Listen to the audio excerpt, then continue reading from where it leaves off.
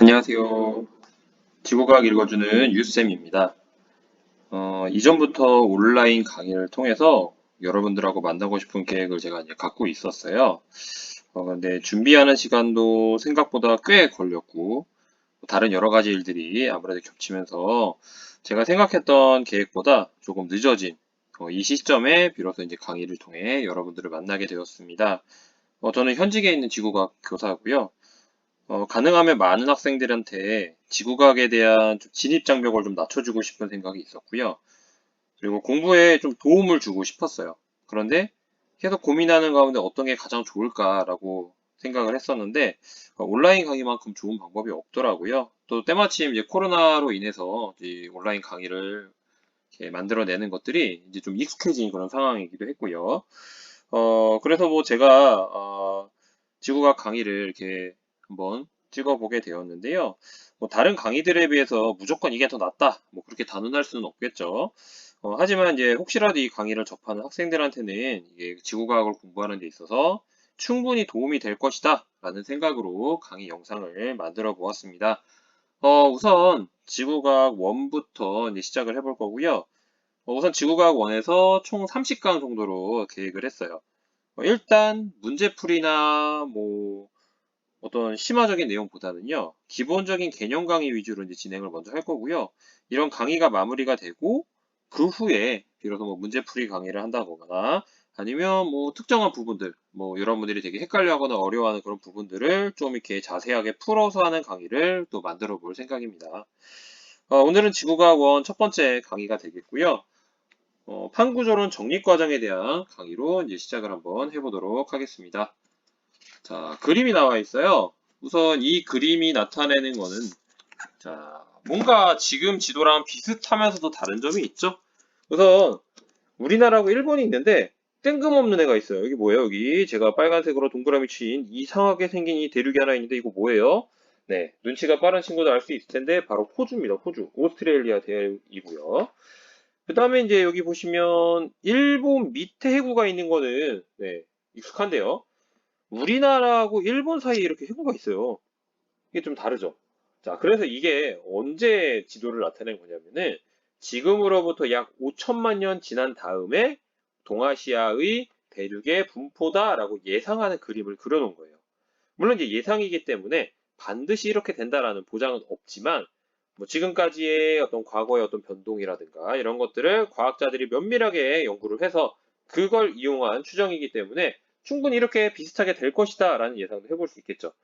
그래서 이걸 통해서 이야기하고 싶은 거는 우리가 모르고 있지만 우리가 모르는 사이에 이런 식으로 대륙은 이동하고 있다. 그런데 아주 오랜 세월이 지나야 이렇게 크게 이동한 거를 우리는 볼 수 있다 정도로 여러분 보시면 되겠고요. 자, 우선 대륙 이동설부터 시작을 해보도록 하겠습니다. 저희가 이야기할 거는 이제 판구조론이에요.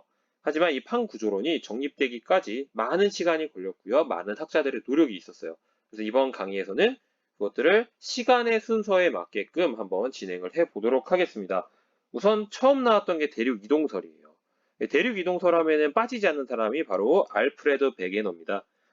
이 베게너는 판계라는 개념을 사용했어요. 판계화. 이 판계화는 뭐냐면 모든 대륙이 하나로 뭉쳐져 있고요. 이게 하나의 초대륙이다. 이게 하나의 뭉쳐진 거대한 대륙이라는 소리죠.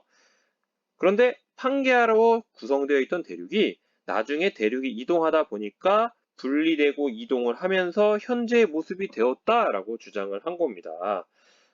이 베게너가 주장한 시기가 1912년에 이 주장을 했어요. 그래서 뭐 대륙이 이동하는 방향에 뭐 스콕 산맥이 형성된다라든지 대륙의 일부가 떨어져 나가면 섬이 형성된다. 뭐 이런 식으로 이제 주장을 한 거죠. 물론 이제 베게너가 대륙 이동을 처음 주장한 사람은 아닙니다. 그러니까 이전에도 뭐 여러분들이 익히 알만한 사람이라고 한다면 뭐 프란시스 베이컨이라든가 뭐 벤자민 프랑클린 뭐 이런 사람들 그 외에 많은 사람들이 주장을 했었어요. 하지만 왜 대륙 이동설 하면 베게너가 나오냐면은 그 이전 사람들은 대륙이 이동한다는 거를 뇌피셜이죠. 즉 자기 생각으로만 얘기했지 근거를 하나도 대지 못했어요. 그러니까 과학적 근거가 없었기 때문에 완전히 무시가 됐다면 그래도 베게너는 자기 나름의 어떤 근거를 찾아서 이러한 이유 때문에 대륙은 이동하였다라고 주장을 했습니다. 그래서 대륙 이동설하면은 거의 베게너가 처음인 것처럼 저희는 알게 된 거예요. 자, 베게너가 주장했던 근거들을 우리가 살펴볼 필요가 있는데요. 우선 뭐 지형학적, 고생물학적, 지질학적, 뭐 기후학적, 뭐 이런 식으로 저희가 표현을 할 겁니다. 이제 하나씩 한번 살펴보도록 하겠습니다. 우선 가장 많이 나오는 것 중에 하나죠. 지형학적 증거예요. 자, 지형학적 증거는요, 여기 그림에 나와 있는 것처럼 대륙이 두 개가 필요한데요. 남아메리카 대륙과 아프리카 대륙을 가져와요. 이 베게너가 봤더니 남아메리카 대륙의 동해안 부분과 아프리카 대륙의 서해안 부분의 이 해안선 모양이 대단히 비슷하다는 것을 착안을 한 거죠. 그래서 얘네들을 이동을 시켰어요. 그래서 맞춰봤죠? 그랬더니 굉장히 그럴듯하게 잘 맞아 떨어지는 거예요. 물론 차이는 조금 있어요. 그런데 만약에 저희가 해저 지형으로 들어갈 때 가장 수심이 낮은 지역을 뭐라고 하냐면 대륙붕이라 그러죠.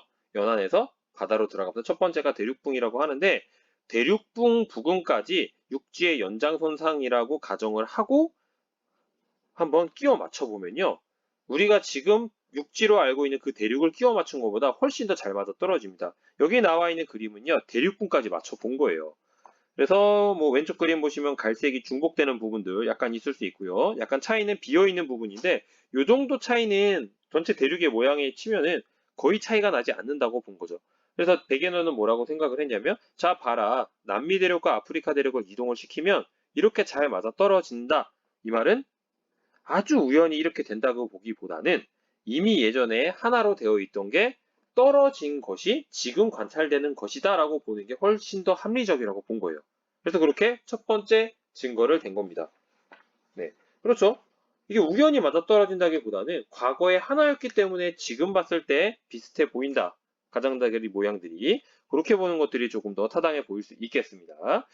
자, 그 다음에 두 번째는 지질학적 증거예요. 지질학적 증거는요. 일단 이 왼쪽 그림, 지금 현재 대륙 위치라고 쓴 이 그림을 보시면요.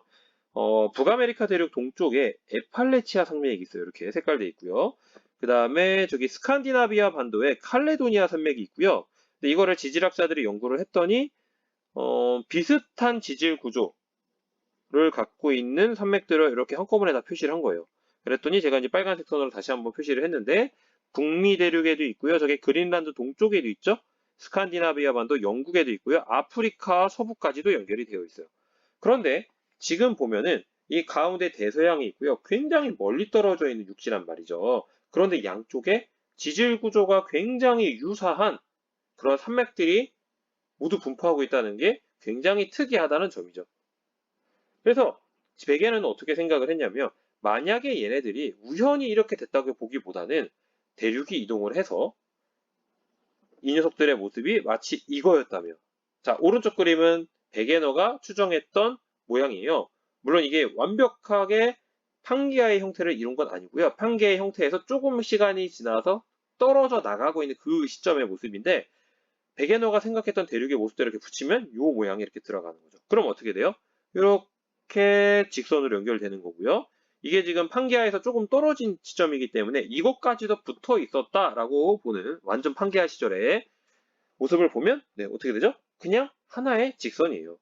즉 베게너가 생각했던 건 뭐냐면 자 대서양이라는 거대한 바다를 기준으로 엄청나게 떨어져 있는 두 산맥의 지질 구조가 비슷하다는 것은 이건 우연이라고 보기보다는 애초에 대륙이 하나로 되어 있어서 우리가 지금 생각하는 것처럼 하나의 산맥이었는데 시간이 지나서 대륙이 이동하다 보니까 그게 양쪽으로 갈라져서 현재의 모습을 갖게 됐다라고 베게너가 주장한 겁니다. 이게 베게너가 얘기했던 두 번째 증거인 지질학적 증거예요. 저희가 쓰는 교과서 대부분에는 이 산맥의 모습을 갖고 산맥의 분포로 이 지질학적 증거를 제시를 하고 있어요. 자, 그런데 이 지질학적 증거는 꼭 산맥으로만 얘기할 수 있는 건 아니고요. 요거는 조금 이제 저희 교과서에는 잘 없지만 비슷한 맥락의 그림인데요. 여기서 뭐 C, P, TR, JR 뭐 이런 식으로 표현된 거는 지층이 퇴적된 시기고요. 이거를 뭐 어느 시기인지 아는 게 중요한 게 아니라 철자가 같으면 같은 시기에 퇴적된 층이라는 소리예요. 그리고 뭐 저기 석탄기의 밑에 뭐 미시시피기와 펜실베니아기, UC 펜실베니아기 뭐 이런 식으로 구분이 좀 돼 있는 거 말고는 저희가 이제 앞으로 지질 시대에서 배워야 되는 내용과 동일합니다. 그래서 우리가 살펴보면 뭐냐? 남극, 여기 남극이고요. 여기 남미 대륙이고 여기 아프리카 대륙, 여기 인도고 여기 오스트레일리아 대륙이에요. 어마어마하게 많이 떨어져 있죠? 그런데 이 대륙의 퇴적층을 비교를 해봤더니 어떤 특정한 시기의 퇴적층의 구조가 똑같다는 거예요. 그래서 이게 바다가 있고 엄청나게 떨어졌는데 이게 같을 수가 없는 거죠, 원래. 이게 같다는 거는 우연히 그렇다라고 치부하기보다는 뭐예요? 원래 하나였다. 그래서 같이 퇴적된 건데 지금은 대륙이 이동해서 엄청 멀리 떨어진 거다라고 보는 게 더 타당하다는 겁니다. 이게 베게너가 주장했던 내용이에요. 자, 세 번째는 고생물학적 증거입니다. 이거는 화석을 갖고 이야기를 하게 되는데요. 저희 교과서를 보면은 뭐 출판사마다 좀 다르지만 대체적으로 나온 애들이 메소사우루스, 글로소프테리스, 뭐 리스트로사우루스, 키노그나투스 뭐 이런 것들이 나옵니다. 근데 이 중에서 제가 볼 때는 가장 중요한 건 이 두 가지예요. 메소사우루스하고 글로소프테리스. 물론 다른 어떤 화석들도 제시가 될 수는 있어요. 그런데 이제 이 두 가지가 왜 대단히 중요하다고 생각을 하냐면 일단 메소사우루스는요. 담수 파충류예요. 이 담수라는 건 뭐죠? 강이나 호수나 이런 데 살았다는 얘기죠. 자, 그런데 지금 메소사우루스의 분포를 보면요. 아프리카랑 남아메리카죠. 이거 지금 지도가 아니잖아요. 지금은 남아메리카하고 아프리카하고 엄청 멀리 떨어져 있죠. 그런데 담수 공룡이 바다를 건너서 갈 수가 없는 거예요. 자, 그렇다는 거는 뭐죠? 애초에 아프리카 대륙과 남아메리카 대륙이 하나였기 때문에 육지니까 그냥 왔다 갔다 했다. 이렇게 볼 수 있는 거죠. 자, 그 다음에 두 번째 글로소프테리스는 왜 중요하냐면 얘는 식물입니다. 자, 여러분 식물 움직이지 않죠? 그 다음에 뭐 여러 가지 번식 방법을 통해서 뭐 옆으로 퍼뜨리긴 하지만 지금 보세요. 남아메리카, 아프리카, 인도, 남극, 호주 엄청나게 멀리 떨어져 있는 대륙에 모두 이 화석이 분포한다는 건 뭐예요? 그 바다를 모두 건너서 간다는 건 거의 불가능한 일이에요. 어떤 생물들도 그걸 바다를 함부로 막 건너가기도 굉장히 힘들잖아요. 대양인데. 그 말은 뭐냐? 원래 하나였기 때문에 육지니까 육지에서는 뭐 전달이 될 수도 있죠. 그래서 이게 가능하다라고 보는 게 더 훨씬 더 타당하다는 겁니다. 물론 이 리스트로사우루스나 키노그타투스 마찬가지예요. 여러 가지 대륙이 한꺼번에 분포한다는 것은 바다를 넘어서 갔다고 분석하기보다는 과거에는 대륙이 하나였기 때문에 이게 가능했다라고 보는 게 훨씬 더 타당하다는 게 베게너의 생각이었습니다. 그죠? 여기하고 여기인데 이 바다 엄청나게 멀잖아요. 이거를 담수 공룡이 건너갈 수 없다는 거예요. 자, 이제 네 번째는 고기후학적 증거고요. 이 고기후학적 증거는 빙하 분포를 얘기합니다. 물론 이제 지금 빙하 분포가 있는 게 아니라 빙하의 흔적이 있는 거죠. 지금 현재의 육지의 대륙의 위치를 보면요. 빙하의 흔적이 어디 있냐면 여기 남아메리카 대륙, 아프리카 남쪽에 인도, 호주 남쪽에 그다음에 남극 대륙이 있어요. 자, 근데 뭐 다른 데는 뭐 생길 수도 있겠지라고 대충 추정을 할 수 있겠지만 문제는 어디냐면은 바로 이 아프리카 쪽과 인도예요. 여기는 적도거나 적도에 굉장히 가깝습니다. 누가 보더라도 네, 절대 빙하가 생길 수가 없는 지역이에요. 그런데 빙하의 흔적이 실제로 나타납니다. 자, 그 다음에 두 번째. 우리가 상식적으로 빙하는 어떻게 이동을 해야 되냐면 고도가 높은 곳으로 가면요. 기온이 점점 내려가요. 그러면 산이 높은 곳에서는 빙하가 있을 수 있어요. 근데 그런 빙하들은 어떻게 움직이죠? 네, 당연히 중력이 작용하기 때문에 고도가 높은 데서 낮은 곳으로 이동을 해요. 그러니까 보통 육지에서 바다 쪽으로 이동할 수밖에 없다는 거죠. 그래서 대부분의 빙하는 육지에서 바다 쪽으로 나타나야 되는 게 맞는데, 자, 이 화살표를 보세요. 이게 빙하의 이동 방향이거든요. 자, 그런데 바다에서 육지로 가고 있고, 바다에서 육지로 가고, 바다에서 육지로 가고, 바다에서 육지로. 이동 방향이 상식적인 방향과 완전히 반대예요. 그래서 이 이동한 방향을 토대로 해서 거꾸로 추정을 하면 어떻게 되냐? 얘가 만약에 대륙이 하나였다라고 가정을 하면요. 이렇게 되는 겁니다. 그러니까 과거로 돌아가서 보면은 원래 이게 대륙이 하나였는데 이런 식으로 특정한 방향으로 특정한 중심 방향에서 외곽 방향으로 얘가 이동을 사실을 했던 거예요. 그러니까 이게 말이 되는 거죠. 그러니까 이 빙하의 흔적을 볼 때 두 가지 요인인 거죠. 적도 부근에 없어진 데 있다는 것과 빙하의 흔적, 흘러간 방향 자체가 이상하다라는 거. 그래서 그 두 개를 통해서 결국 추정할 수 있는 거는 과거에는 얘네들이 하나의 대륙으로 뭉쳐져 있었기 때문에 그 연결하는 모습을 보면 우리가 대륙이 하나였다는 거로 추정하는 게 훨씬 더 타당하다는 겁니다. 그래서 총 네 가지가 나왔어요. 지형학적, 지질학적, 고생물학적, 고기후학적. 자, 이렇게 해서 이렇게 이름대로 여러분들이 꼭 기억을 해주시면 되겠고요. 이 슬라이드는 그냥 한번 눈으로 보시라는 거예요. 제가 아까 설명했던 것들을 한번 보여주는 거니까 네, 보시면 알 수 있으시겠죠? 자, 근데 이제 베게너가 굉장히 그럴듯하게 얘기를 했잖아요. 그런데 베게너가 주장했던 것도 완전히 그 당시에는 무시를 받습니다. 자, 왜냐하면 베게너가 증거를 대긴 했어요. 네 가지 증거. 근데 문제는 뭐냐면 그 증거가 대륙이 움직였다라는 확실한 증거가 아니고요. 어떻게 보면은 약간 심증적인 증거이죠. 정황적 증거예요. 어떤 현상을 발견을 했는데 이게 이렇게 지금 관측이 되려면 논리적으로 볼 때 대륙이 움직인 것이라고 판단해야 훨씬 더 설명이 잘 된다. 내지는 설명이 된다. 이렇게 해서 이게 증거다라고 얘기를 해버린 거죠. 그러니까 이게 결국에는 반드시 대륙이 이동해야지만 이렇게 된다라는 100% 확실한 과학적 증거는 아니었던 거예요. 그리고 베게너가 대륙이 왜 움직이는지 이유를 밝히지 못했습니다. 이 첫 번째 나와 있죠? 원동력을 제대로 설명을 못했다는 거예요. 베게너가 사실은 그 당시에 식물학이나 기후학의 권위자였던 누구예요? 쾌펜의 사위입니다. 쾌펜 여러분 혹시 아시나요? 쾌펜의 기후구분이라 그래서 기후학에 어떻게 보면은 굉장히 영향력이 큰 사람인데 이 사람의 사위다 보니까 베게너는 사실은 기상학자도 아닌데 베게너는 지질학자도 아니고 원래 기상학자예요. 그러니까 원래 자기 전공도 아닌 걸 하는데도 불구하고 처음에는 쾌펜이 지지를 해주니까 여러 가지 탐사 활동을 할 수가 있었어요. 자, 그런데 결국 시간이 흘러도 대륙 이동의 원동력을 설명을 못하니까 쾌펜이 이제 베게너를 배척합니다. 뭐 그런 얘기도 있어요. 어쨌거나 베게너는 지구 자전에 의해서 원심력이 있는데 무거운 대륙들이 그래서 적도 방향으로 이동했다라고 얘기를 한 거예요. 그 다음에 세 번째 점을 보시면요. 태양과 달에 의한 기조력에 의해서 대륙 지각의 해양 지각 위를 떠다닌다라고 본 거죠. 자, 근데 이 주장도 나중에 시간이 흐른 뒤에 학자들이 계산을 했어요, 정확하게. 자, 그래서 태양과 달의 이런 힘들에 의해서 대륙이 이동할 정도가 되면요. 엄청나게 큰 조속력이 작용을 해야 되는데, 이 정도의 조속력이 작용하면요. 지구의 자전이 불과 몇 년 만에 멈추게 된다. 이런 주장이 나온 거예요. 그러니까 실제로 태양과 달에 의한 기조력으로 대륙이 이동한다고 말하는 건 말이 안 된다라는 주장이 반론이 나온 겁니다. 그 다음에 기본적으로 베게너가 있던 시절에는 어떤 생각을 갖고 있었냐면요. 깊고 단단한 멘틀 위에 지각과 산맥이 아예 고정되어 있다고 봤어요. 그러니까 그걸 따로 구분해서 본 이런 관점들 굉장히 이상하다는 거죠. 그러니까 대륙이 이동하려면은 밑에 있는 멘틀과 지각까지 다 움직여야 된다는 소리예요. 근데 이게 쉽게 납득되지 않는 그 당시에는 근데 그거를 제대로 설명하지 못했다.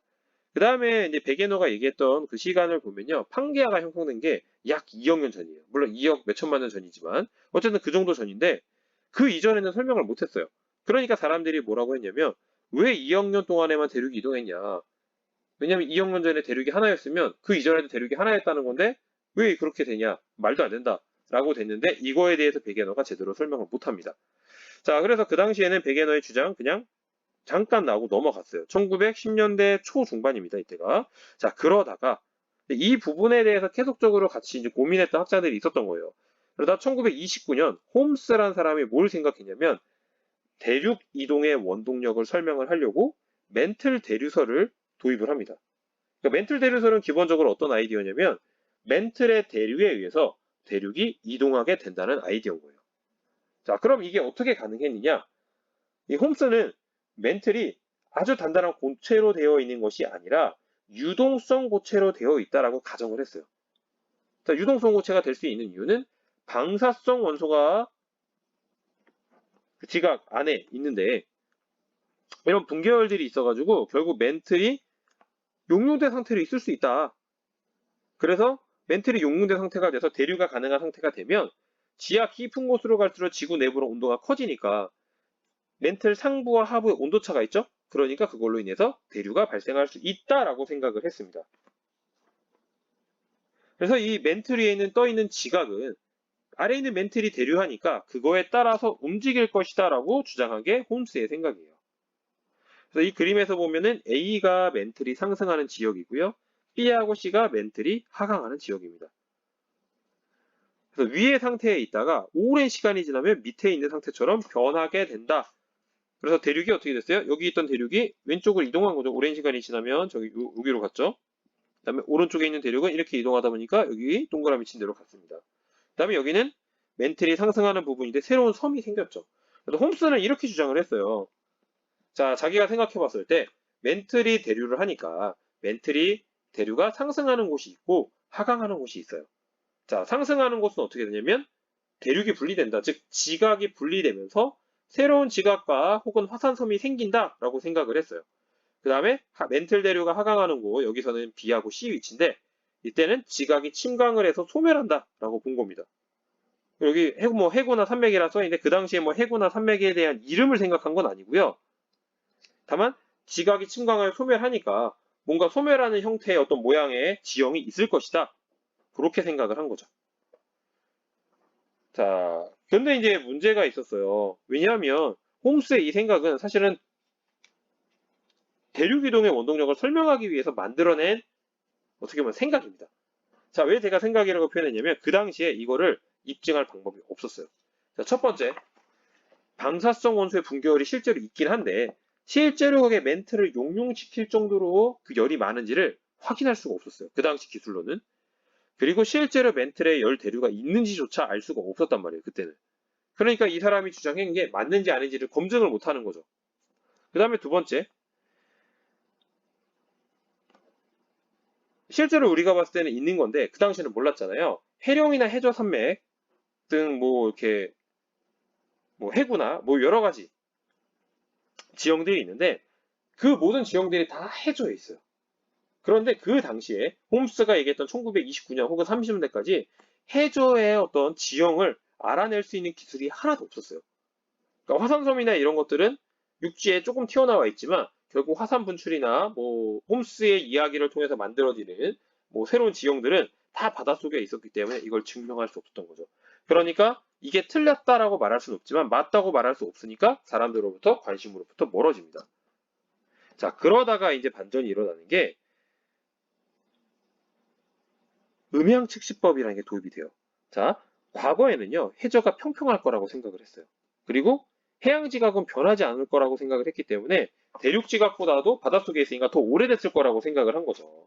자, 근데 이 음양측시법이 등장을 하면서 그 생각이 깨집니다. 자, 음양측시법은 뭐냐면, 1929년 아까 홈스가 나왔을 때 몰랐고요. 30년대도 몰랐는데 1950년대에 들어서 도입된 방법이에요. 그럼 그 사이에 뭐가 있었어요? 네, 제2차 세계대전이 있었어요. 자, 제2차 세계대전 때 독일이 어떤 걸 이용을 했냐면 잠수함을 이용합니다. 근데 잠수함을 이용해서 공격을 하니까 처음에는 연합군들이 맨날 그 배가 부서질 수밖에 없어요. 밑에서 공격을 하는데 뭐 아무것도 모르니까 오는지도 몰랐죠. 그러다 보니까 이제 기술이 발달해요. 배에서 바닷속에서 움직이는 게 무엇이 있는지를 탐지하는 기술이 생깁니다. 그래서 잠수함을 공격하고 막 이러고 전쟁을 했어요. 근데 전쟁이 끝났죠. 근데 바닷속을 탐사하는 기술이 생겨버린 거예요. 그래서 사람들이 이거를 통해서 해저 지형을 파악할 수 있겠네 라는 아이디어를 얻은 거죠. 그게 바로 음양측시법입니다. 자, 배에서 신호를 발사해요. 신호가 발사돼서 자, 어떤 땅하고 만나면 땅에서 반사돼서 이렇게 되돌아갑니다.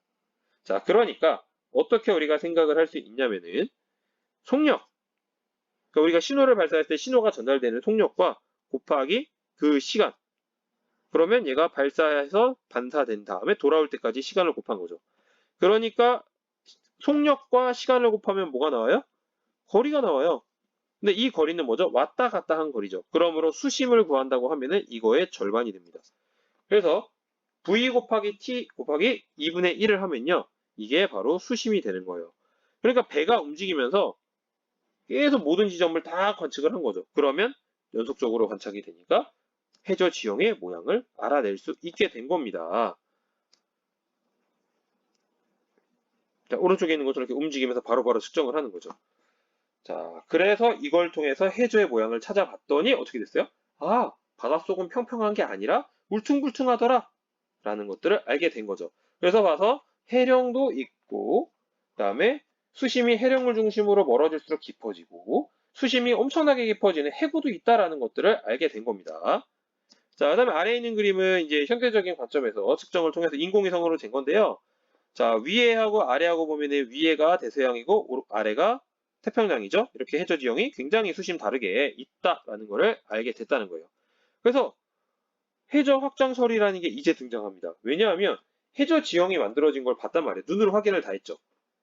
그러니까 1962년에 헤스와 디치라는 사람이 멘틀 대류설을 기반을 해서 해저 지형 파악한 거를 섞어요.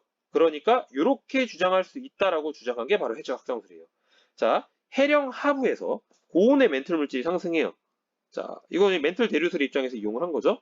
그랬더니 상승을 해서 여기에서 새로운 해양 지각이 형성이 된다라고 생각을 한 겁니다. 이게 이제 해령이고요. 그 다음에 해령에서 생성된 해양 지각은요, 멘틀 대류에 의해서 양쪽으로 이렇게 이동하는 거예요. 이동한다. 그래서 이게 해저가 확장된다라고 본 거죠.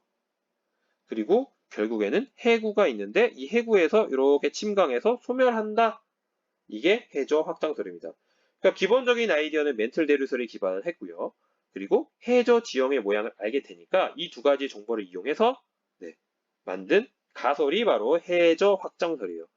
처음에는 이게 거의 가설이었어요. 왜냐면 그냥 관측된 사실만 가지고 이럴 것이다라고 사실은 얘기한 거지 아직 멘틀 대류설이 가능한지도 입증이 안 된 거잖아요. 자, 그런데 다른 과학자들의 어떤 연구 결과를 통해서 이게 입증되기 시작해요. 첫 번째가 고지작이에요. 자, 고지작이라는 거는요. 사실 암석 안에 여러 가지 광물이 있죠. 근데 광물 중에서 자성을 띠고 있는 애들이 있어요. 근데 그 광물이 형성이 될 때 생성 당시의 지구 자기장 방향으로 배열하는 특성이 있습니다. 이 자기장은요. 지금은 자남극에서 나와서 자북극으로 자기장이 이동을 하는데요. 사실은 같은 시점이라고 하더라도 위도에 따라서 자기장 방향은 바뀌어요. 그래서 그런 것들을 갖고 있는데 이제 뭐 위도에 따라 달라지는 건 지금 중요한 게 아니고요. 이 자기장 방향이 특정한 시간이 지나면 바뀝니다. 그러니까 아까 뭐라고 했냐면 현재는 자남극에서 나와서 자북극으로 간다 그랬죠. 근데 특정한 시기가 또 지나면요. 자북극에서 나와서 자남극으로 들어와요. 또 시기가 지나면 자남극에서 나와서 자북극으로 이동합니다. 그래서 현재와 같은 자극의 방향을 갖고 있는 거를 정자극기, 반대로 되는 걸 역자극기라고 하는데 자, 관측을 해봤던 거예요. 그랬더니 열곡, 즉 해령의 열곡을 축으로 해서 해령을 기준으로 했다는 소리예요. 양쪽에서 정자극기와 역자극기의 암석이 반복돼서 나타난다. 이거를 고지자기 줄문이라고 하고 이게 해랑과 나련하게 배열한다라는 거죠. 그러니까 해령을 중심으로 대칭적 구조를 갖고 있다는 소리예요. 자, 그 말은 뭐죠? 아, 해령을 중심으로 양쪽으로 이동해가고 있구나라는 것들을 고지자기를 통해서 입증이 되어버린 거죠. 그러니까 고지자기는 사실 해저 확장설을 입증하기 위해서 연구가 된 게 아닌데 그 결과가 결국에는 해저 확장설이 맞다라는 것들 그래서 입증하는 연구 결과가 된 것입니다. 자, 두 번째는 해양지각의 연령을 측정을 했어요. 자, 그랬더니 해양지각의 나이가 해령에서부터 멀어질수록 증가한다는 걸 알게 됐죠. 자, 지금 여기 빨간색이 해령인데 대서양 중앙 해령이죠. 양쪽으로 갈수록 숫자가 커지고 있죠. 그러니까 나이가 커지고 있다는 소리예요. 그래서 해령에서 생성된 해양지각이 이동을 한 다음에 해구에서 침강하고 있다는 거고요. 그래서 연구를 해보고 측정을 해봤더니 해양지각은 계속해서 없어지고 있으니까 실제 지금 발견되어 있는 가장 오래된 해양지각의 나이는 겨우 1억 8천만 년 정도밖에 안 됩니다. 지구 나이가 46억 년이고 지각이 형성되고 뭐 이런 것까지 하면 그거보다 약간 짧다고 하더라도 40억 년이 넘을 텐데 1억 8천만 년 정도밖에 안 된다는 거예요. 그러니까 그 전에 거는 거의 다 없어졌다라는 얘기죠. 그리고 해령에서 멀어질수록 해양의 퇴적물 두께가 증가한다는 거죠. 왜? 오래됐으니까 그만큼 더 많이 퇴적이 된 거예요. 그래서 이런 것들을 통해서 해령을 축으로 해양 지각이 확장되고 있다는 게 입증이 된 겁니다. 자, 그래서 해저 확장설이 맞다라는 게 입증이 됐어요. 자, 그래서 이전의 결과물들을 새롭게 해석하기 시작해요. 자, 전 세계 지진 관측망을 이용해서 지진 발생 지역을 지도로 작성을 했어요. 자, 근데 이거는 사실은 해저 확장설이 등장하기 이전에 알았던 건데 섭입대를 따라 분포하는 진원의 깊이가 해구에서 대륙 쪽으로 갈수록 깊어지는 현상을 이미 알았어요. 근데 그게 왜 그런지를 몰랐던 거죠. 근데 해저 확장설이 맞다는 걸 알게 되니까 뭐예요? 아, 이게 섭입을 이렇게 하게 되면은 여기 판과 판이 만나는 지점에서 스트레스를 받으면서 결국 거기서 지진이 발생을 하게 되는데 여기 세구가 시작되는 부분에서는 지표면 근처에서 지진이 발생하지만 계속해서 섭입해서 지하 깊숙이 들어가는 부분에서 지진이 발생하면 여기는 깊은 지역에서 발생을 하는 거죠. 그러니까 해구에서 대륙 쪽으로 갈수록 진원의 깊이가 깊어질 수밖에 없는 거죠. 그래서 이렇게 해저 확장설로 해구에서의 지진 발생 깊이가 달라지는 것을 해석할 수 있게 됐어요. 자, 그 다음에 이제 해령과 변환단층이라는 거 우리가 다음 시간에 또 보겠지만 간단하게 소개를 드리면 멘틀의 상승부에 해령이 있죠. 여기에서는 화산활동과 천발질증이 발생하고 있다는 걸 알게 됐고요. 그 다음에 해룡을 중심으로 이제 단층에서 끊어진 부분이 생기는데 이게 변환 단층이 생깁니다. 근데 여기에서는 천발 지진만 발생을 하는 거예요. 그래서 이런 것들처럼 지진이 발생한다. 혹은 지진이 발생하는 깊이, 그 다음에 화산 활동이 있느냐 없느냐 이런 것들을 해저 확장설의 관점에서 설명을 할 수 있게 된 거예요. 자, 그래서 이제 학자들이 이제 해저 확장설이 맞구나라는 걸 알았으니까 그거를 이제 정리하기 시작합니다. 그래서 윌슨이라는 사람이 처음에 판이라는 용어를 사용을 해요. 그래서 이 판이 뭐냐면 지각과 상부 멘틀을 합친 겁니다. 그러니까 예전에는 지각 다음에 멘틀이었어요. 근데 멘틀이 사실은 알고 봤더니 동일한 성질을 갖고 있지 않고요. 어디는 조금 단단하고 어디는 조금 유동성을 갖고 있고 이렇게 되어 있다는 걸 알게 된 거죠. 그래서 지각과 상부 멘틀 부분은 굉장히 단단한데 그 부분을 합쳐서 우리는 판이라고 부르고요. 다른 말로 암석권이라고 부릅니다.